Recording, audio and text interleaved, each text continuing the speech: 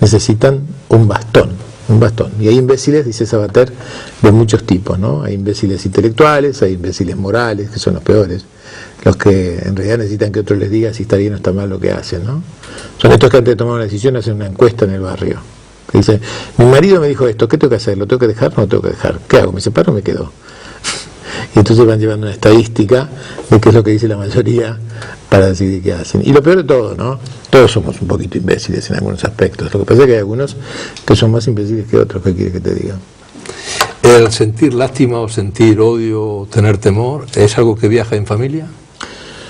Sí, pero no hay que asustarse, porque todas estas emociones, hasta cierto punto y en cierta medida, son normales. Quiero decir, no está mal que yo me enoje a veces con alguien. No está mal que yo tenga miedo a veces con alguien. Lo que pasa es que entre sentir odio y odiar hay una diferencia fundamental, que es la misma diferencia que hay entre la tristeza y la depresión. Quiero decir, a veces se dice que la depresión es la mayor de las patologías que tenemos a la vista, ¿no? Y no es cierto, no es cierto. Lo que sí es cierto es que hay más tristeza que en otros tiempos, y eso tiene que ver con otras cosas que son, por ejemplo, la incertidumbre, ¿no? Que es un gran problema de la humanidad.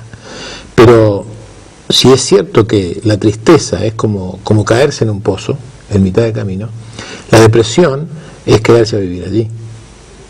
Esto es el problema. El problema es quedarse a vivir en este lugar. El problema no es que te duelan las cosas, eso es casi bueno. La diferencia es que sufras, y eso es siempre malo. Me parece a mí que si yo pudiera, yo trataría de que nadie sufra nunca más en la vida, pero no trataría de que a nadie le duela. Porque el dolor es una alerta, la tristeza es una alerta, la ansiedad es una alerta, el temor es una alerta. Pero entre disfrutar del miedo porque me dice por dónde está el peligro y dejar de hacer por el temor que tengo, esto es otra cosa. Allí está la diferencia. Doctor, ¿y qué es peor, que te dejen de querer o de engañar? Esta frase se refiere a una frase que yo evoco mucho, que la dijo Antonio Porquia, un pensador argentino maravilloso, y él dice en algún momento: han dejado de engañarte, no de quererte, porque sufres como si hubieran dejado de quererte. Y yo creo que cuando te enteras de que te han estado engañando, te duele como si te hubieran dejado de querer. Porque la verdad es que nuestro corazón necesita ser querido. No podemos vivir sin esto. Cuando un niño nace, apenas nace, tiene básicamente 3 necesidades. Necesita que lo cuiden, necesita que le den afecto, que lo contengan, y cuando es un poquito más grande necesita que el otro lo reconozca, que le diga: aquí estás tú y eres tú. Sin estas 3 cosas, cuidados, que significa comida, significa abrigo, sin estas cosas se muere. Pero si no tiene quien lo acaricie y quien le dé afecto, también se muere. Y si después no tiene quien lo valore y lo reconozca, también se muere. Diferentes tipos de muertes, pero se muere. Los niños de la calle de Latinoamérica, inmersos en el mundo de la droga o de la delincuencia o de la prostitución, no son niños que no han tenido alimento, son niños que no han tenido amor, son niños desqueridos. Y es por eso que la solución no puede venir desde sacarlos de la calle o de meterlos presos, esto no soluciona nada. Lo que soluciona es ver cómo hacer para que estos chicos no nazcan en un entorno donde no se los cuide, donde no se los contenga, donde no se les dé esta caricia que en realidad necesitan, tanto como el pan. ¿La moral es algo que también se aprende? Sí, yo creo que sí. Yo en lo personal, y esto es muy discutible, yo creo que no hay una moral universal que venga con nosotros y que uno sepa de por sí. Yo creo que la moral es algo que se transmite de padres a hijos y por lo tanto se aprende y por lo tanto se cambia también. Quiero decir, hay cosas que hoy están mal y que antes no estaban mal, hay cosas que hoy están bien y antes estaban mal. Las cosas han cambiado, los paradigmas han cambiado, me parece a mí. Y aprender que esto es así también significa deshacerse de los prejuicios. Vivimos muy prejuiciosamente, muy prejuiciosamente. Interpretamos la realidad prejuiciosamente. Los jóvenes vienen caminando en un auto por una carretera, ¿no? Un auto a bastante velocidad. Y de repente, de una curva que está adelante, sale un auto haciendo zigzag, parece que está fuera de control.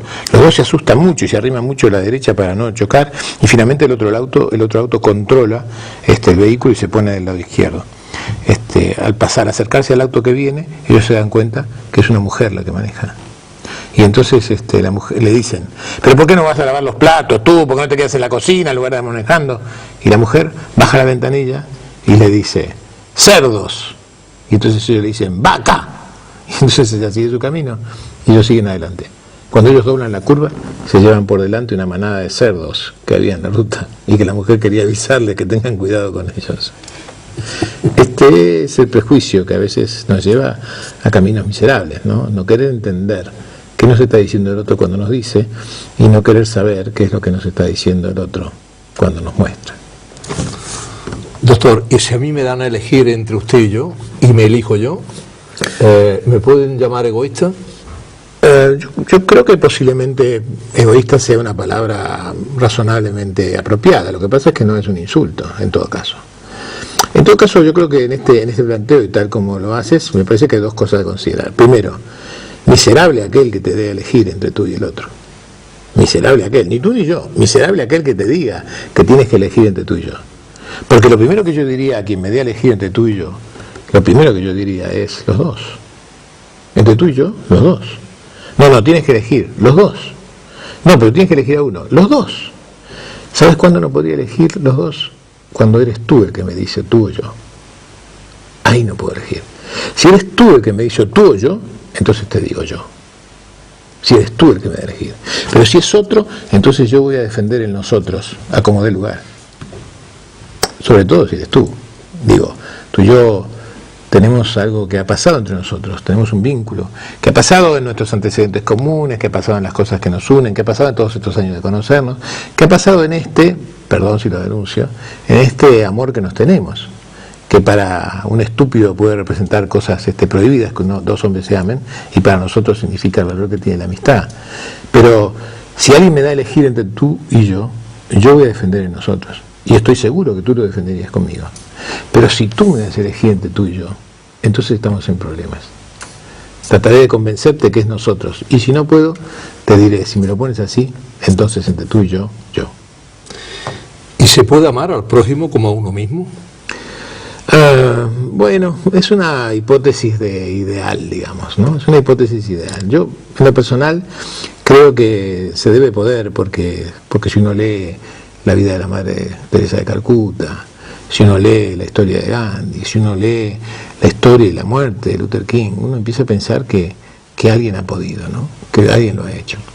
Pero, de todas maneras, me parece que el problema no es amar al prójimo como uno mismo. El problema es que a veces queremos amarlo más que a uno mismo, ¿no? A veces parece que nos pusiéramos como listón la idea de que hay que quererlo más que a uno mismo. Y la verdad que no hay que quererlo más que a uno mismo. Yo digo, estas cosas confusas que a veces circulan como dichos populares, ¿no? Quiero decir, alguien viene y me dice, oye, te presto mi auto, pero cuídalo como si fuera tuyo, por favor. Y entonces yo le digo, quédate tranquilo, lo voy a cuidar como si no fuera mío. No como si fuera mío, porque si fuera mío puedo descuidarlo, pero si es tuyo, lo voy a cuidar como si no fuera mío, que es mucho más. ¿Y cuál puede ser la consecuencia de pertenecer al club de las mayorías? Yo creo que puede no haber consecuencias si es que este club se dedica, porque la mayoría a veces funciona adecuadamente, si este club a veces se dedica a incluir a las minorías en sus ventajas y a privarlas de sus desventajas, ¿no? Pero si estas mayorías se ocupan de denigrar a las minorías y de diferenciarlas y de discriminarlas, pertenecer a ese club es casi una maldición, ¿no? Pero por suerte es una maldición que se puede solucionar. Uno puede dejar de pertenecer, ¿eh? Uno puede dejar de pertenecer si es que se decide a pagar los precios, porque en realidad el tema siempre es lo mismo. El tema es que las cosas buenas tienen un precio y que ese precio se paga. ¿Y la experiencia es un maestro cruel? Hubo un hombre en Argentina, un boxeador, que se llamaba Ringo Bonavena. Ringo Bonavena era un boxeador, un peso pesado, que llegó a pelear con Cassius Clay. Era un hombre de pocas luces. En realidad, la burla siempre era que los golpes lo habían dejado no demasiado lúcido.